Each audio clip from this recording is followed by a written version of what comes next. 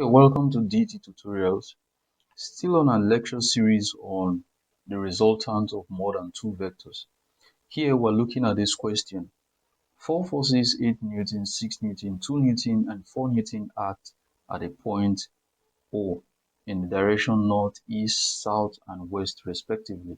Find A, the magnitude of the resultant force, and B, the direction of the resultant force. Right? So again, the question is 4 forces, 8 Newton, 6 Newton, 2 Newton, and 4 Newton act at a point O in the direction north, east, south, and west respectively. So the first thing I would want to do is to draw out these forces. So I have 4 forces, right? I have 4 forces, and these 4 forces 8 Newton, 6 Newton, 2 Newton, and 4 Newton. And they act at a point O, right? In the direction north, east, south, and west respectively. So 8 Newton is acting in the northern direction. So here I have 8 Newton. 6 Newton is acting in the eastern direction. So here I have 6 Newton. 2 Newton is acting in the southern direction here. So here I have 2 Newton. And then 4 Newton is acting in the western direction. So here I have 4 Newton. So the question is to find the magnitude of their resultant force. So to look for the resultant force, since the forces are more than 2, I would have to resolve each of the forces into their horizontal component and their vertical component, right? So for horizontal component x, we use cos theta. Don't forget that. Then for the vertical component y, we use sine theta, right? So for the horizontal component x, right? For the horizontal component, the first force that I have there is 8 Newton, right? So this will be 8 cos, it is acting towards this angle, and this angle is what, 90 degrees. Everything acting towards the horizontal. So that will be cos 90 plus the next force is what, 6 Newton, and it is on the same plane. It is on the horizontal plane, right? So it is not acting on any angle. So that will be 6 cos what?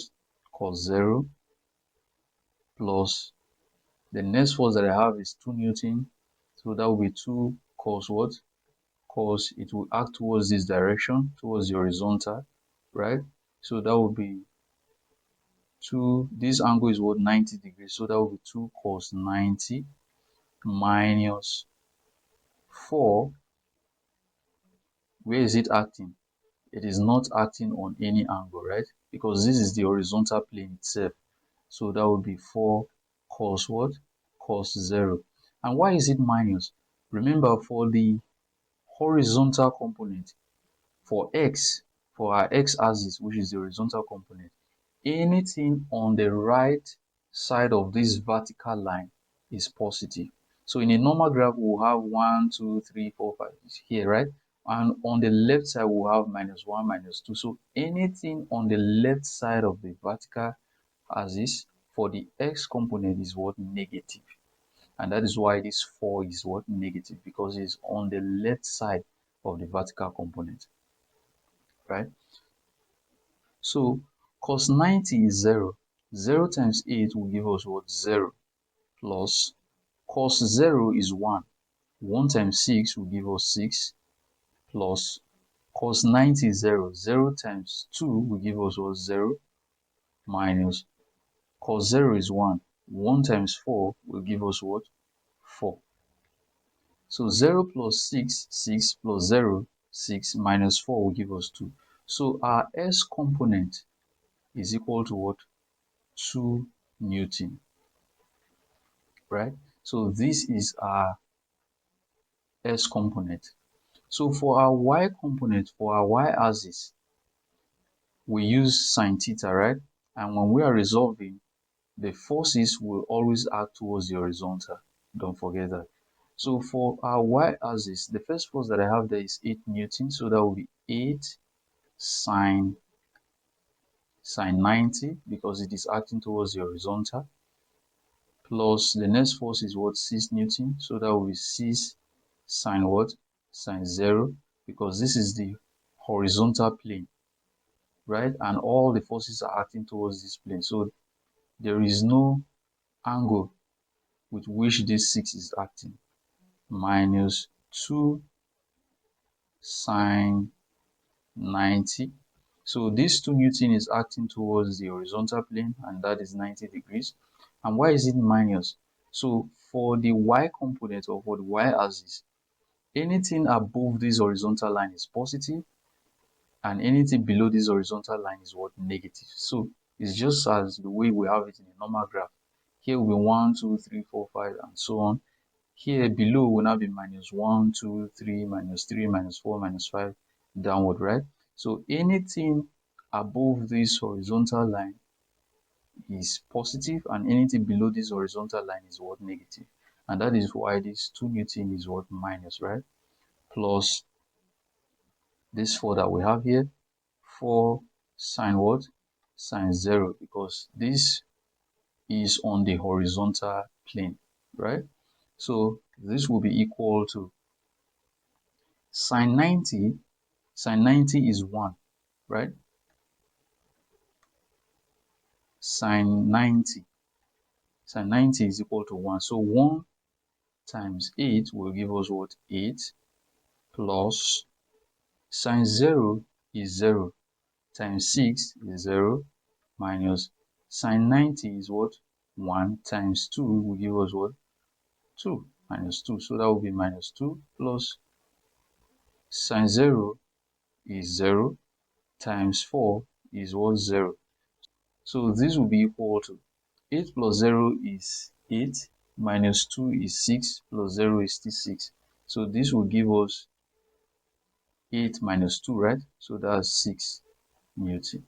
So my vertical axis, or the vertical component, is equal to what? 6 Newton. So what I have in essence is that I have a horizontal component and I have a vertical force, right? Then we're asked to look for the resultant force. So this is my horizontal component, or my horizontal force, and I had it to be what? 2 Newton, which is what I've calculated here. And my vertical component, or my vertical force, is what? 6 Newton. Then this is my resultant force, right? So from Pythagoras theorem, you should know that r is equal to the square root of x squared plus what? Y squared. So what is Rx? Rx we've gotten to be 2 Newton. So that will be 2 squared, square root of 2 squared plus what? Y is what? 6 Newton, right? Plus 6 squared. So this will be equal to 2 times 2 is 4, plus 6 times 6 is 36, right? So 4 plus 36, that will be 40. So that will give us the square root of what? 40. So the square root of 40 is what? Square root of 40 will give us 6.32. So this is our resultant what? Force. 6.32 Newton. That is our resultant force. So this is our A, right? So the next question is to look for the direction of the resultant force. So the direction of the resultant force, we can get it by tan theta is equal to opposite over what? Adjacent, right? So from what we've gotten before, we have the horizontal force and we have the vertical force, right? And we have the resultant. So our horizontal force, we had it to be 2 Newton. Our vertical force, we had it to be 6 Newton. And our resultant, we've gotten it to be 6.32, right? Resultant 6.32, right? So what we're looking for is the direction. There's the direction, right? the angle at which it is acting. So the opposite is our y, the adjacent is what? Horizontal axis. So this will be equal to y over what? X. And this will be equal to 6 divided by what? 2. So 6 divided by 2 will give me 3. So my tan theta is equal to what? 3. So my theta, which is the angle, is equal to the tan inverse of what? Of 3. So how do we look for the tan inverse of 3? So to look for the tan inverse of 3, I'll have to press shift and then press tan, right? And then impute my value, which is what? 3. And that will be equal to 71.57. That will be equal to 71.5 what? 7 degrees, which is approximately 72 degrees. So the direction of the resultant force will be 72 degree north of what? Of east. And why is it north of east? It is north of east because the horizontal component is positive. We have 2, right? It is positive. And if it is positive, if we go back to our graph, or if we go back to this diagram, if the S component is positive, we have positive 2, right? If it is positive, it means that it is acting towards this direction, right? Towards the east direction. Remember, like I said, that for the horizontal component, anything on the right side of this vertical line is what? Is positive, and anything at this side is negative. So if it is positive, that means it is acting, the horizontal component is acting towards where? The eastern direction, is due east. Then the y component is what? Positive as well. 6 Newton. It's positive 6.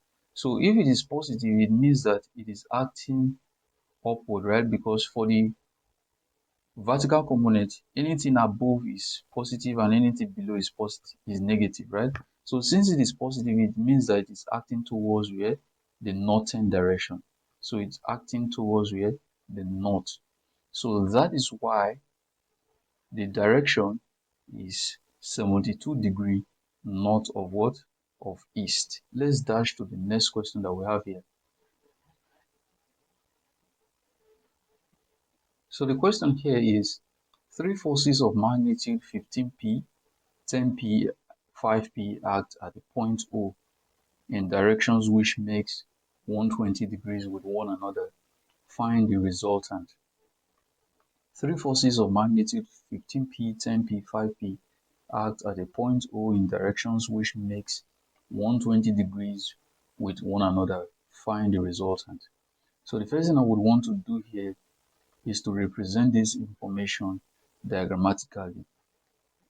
So I have three forces, and the magnitude of the forces are 15p, 10p, and 5p. And each of these forces, they act at a point O which makes 120 degrees with one another. So it is 120 degrees with one another, right? So that would give us something like this. So here is our 15p, here is our 10p, and here is our 5p, right? And they all make an angle 120 degrees with one another, right?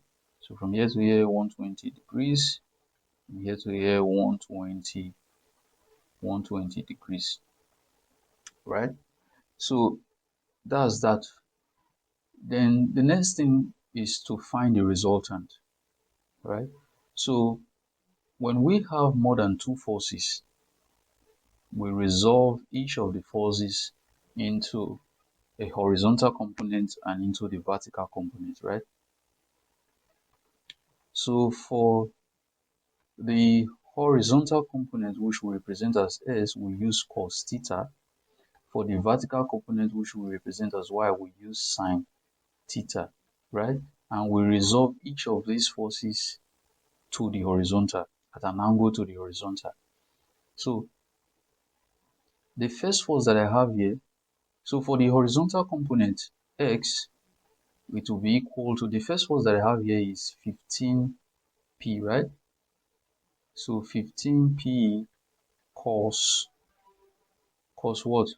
So the angle at which these forces act is to the horizontal, right? So I'm going to draw out my horizontal line here. So this is my horizontal line, right? This is my horizontal line.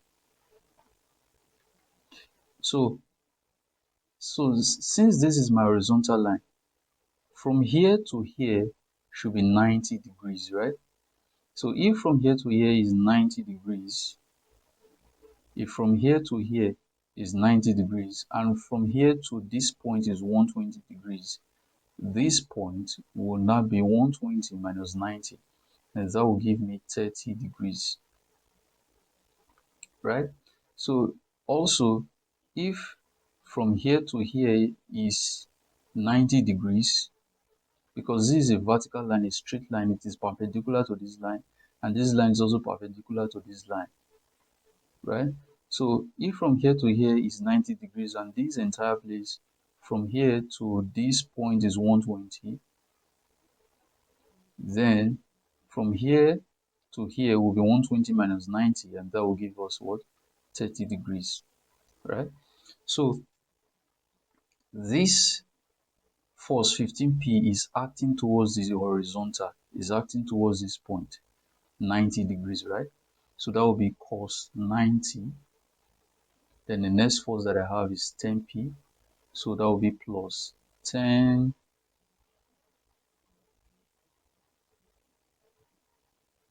So that will be plus 10p cos what? It is acting towards the horizontal, cos 30, because this is 10p, right? Acting towards the horizontal. So that will be cos 30 minus, so this is, if I draw this straight line down, this 5p is on the left side of this vertical axis, right? And remember, when we are resolving the horizontal component, anything on the left side of the vertical component is negative, and that is why we have this minus 5p here. So cos, at what angle is it acting? It is acting towards this horizontal, 30 degrees, right? So that will be cos 30. So cos 90 is what? Cos 90 is 0. 0 times 15p will give us what? 0, plus cos 30 is equal to 0.866 times 10 would be equal to 8.66. So this is 8.66p minus cos 30 is what? 0.866, right? So 0.866 times 5 would give us 4.33. So that will be minus 4.33, right? So 33p. So 8.66 minus 4.33p, that will be equal to, that will make our s component will be equal to 4.33p, right? So this is our horizontal component. Then for our vertical component y, that will be equal to, the first force that I have here is 15 sine what? That will be sine 90, because it is acting towards this angle, acting towards the horizontal, right? Minus, why is it minus? Minus 10p. It is minus because for the vertical axis, anything above this horizontal line is positive, and anything below this horizontal line is negative. So that's why we have minus 10p here. So that is minus 10p sine, it is acting towards the horizontal 30 degrees, so sine 30 minus, it is minus 5p because it is below this horizontal line, right? So minus 5p sine what? Sine 30. acting towards this angle, right? So this will be equal to sine 90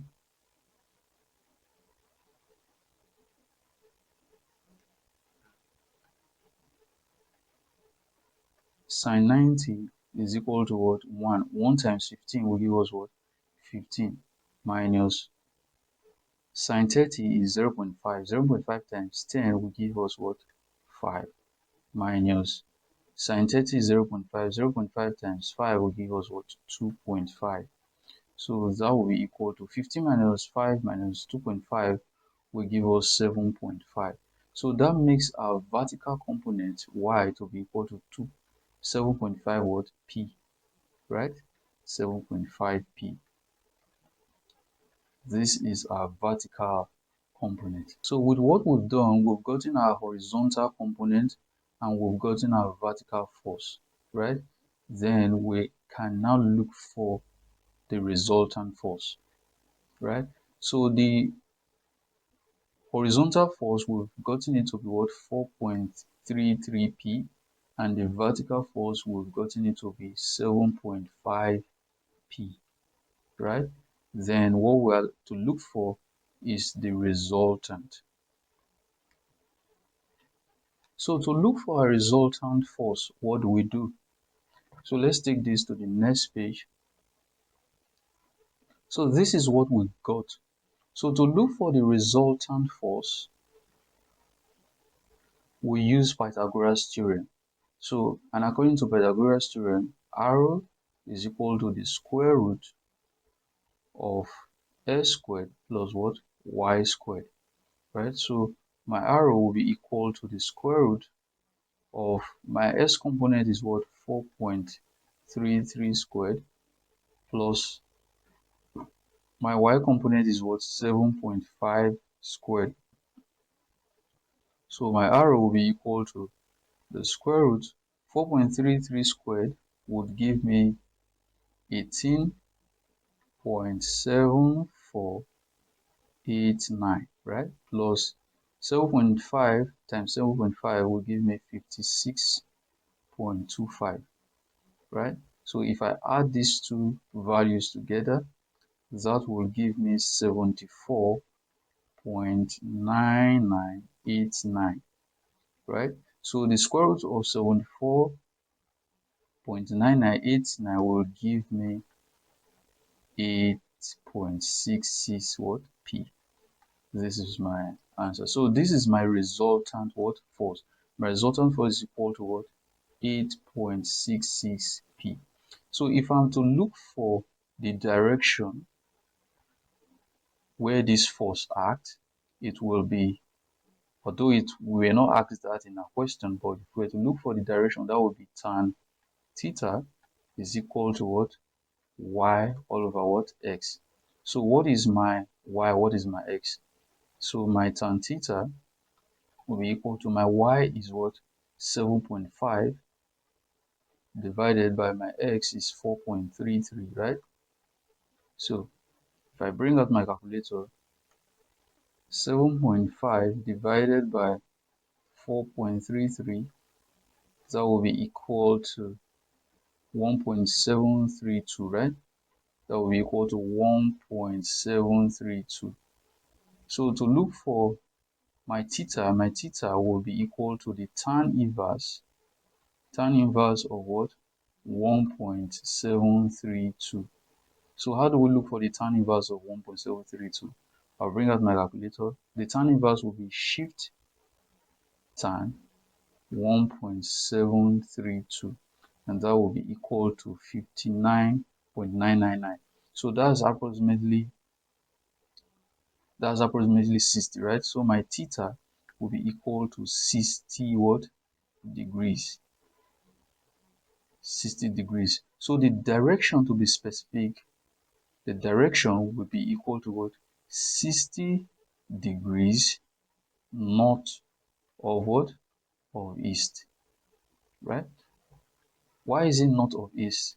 It is not because the y-axis is positive 7.5 and it will act towards the positive direction, right? while it is east because the x-axis is positive and it will act towards where the eastern direction. So that is why it is 60 degrees north of what? Of east. So with this, we come to the end of this video. See you in our next lecture.